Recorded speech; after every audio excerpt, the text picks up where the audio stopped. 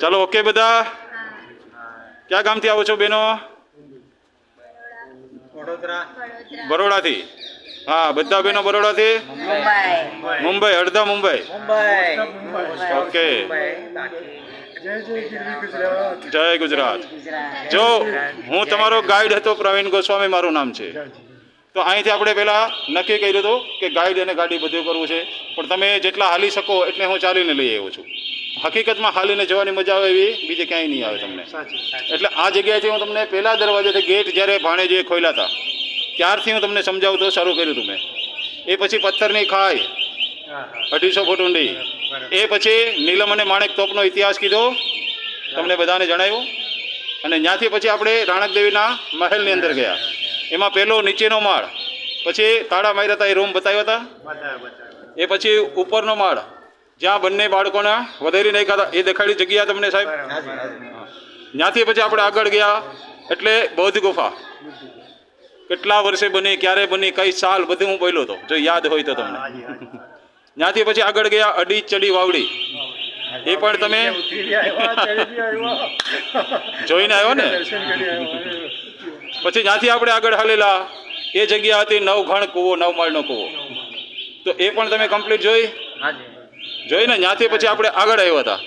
તો એ હતા અનાજના કોઠા તો કેટલા વર્ષ અનાજ આવેલું સાચવવાની સિસ્ટમ 12 વર્ષ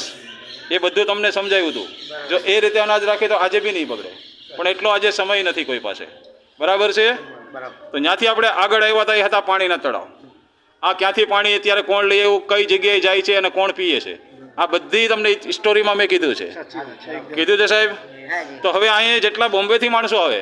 એ લોકો શું કહે કે અંદર તો ખંડેર અને જંગલ સિવાય કાંઈ નથી હકીકતે તમે ગાઈડ નથી લીધો એટલે કાંઈ નથી પણ જો ગાઈડ લો આમાં તમને ક્યાંય કંટાળો આવ્યો સાહેબ આપણે 1.5 કલાક થઈ એટલે ટાઈમ ઓછો લાગે છે કોઈ જગ્યાએ કંટાળો આવ્યો કારણ કે એક પિક્ચરની માફક તમે અત્યારે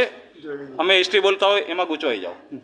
એટલે આ બધું જોવા જેવું છે પણ ખબર નથી કે ગાઈડ આ જરૂરી છે એટલે લોકો એમને એમ જાય ને પછી પાછળથી બોલે કે અહીં તો ખંડેર છે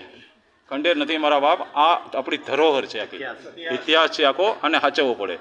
ત્યારે તમે બધા અત્યારે આ જોવા આવો છો જો તમે અહીં ન આવો અને કોઈ ના આવે તો આ કિલ્લો આખો વેરાન થઈ જાય સાહેબ પહેલાં જેવું હતું એવી રીતે થઈ જાય એટલે જરૂર છે કે ટુરિસ્ટ બી જોઈ અને માર્ગદર્શન આપે એટલે અહીં સરકારે ગાઈડ રાખ્યા છે અને એનું માર્ગદર્શન અમે તમને આપીએ છીએ તો અહીં ક્યાંય તમારા પૈસા પડી ગયા એવું લાગ્યું છે તમને સાહેબ કોઈ જગ્યાએ પૈસા તમારા વેસ્ટ ગયા એવું લાગ્યું ના લાગે તો બધા ખુશ થઈને જશો ને હવે અહીંથી ઓકે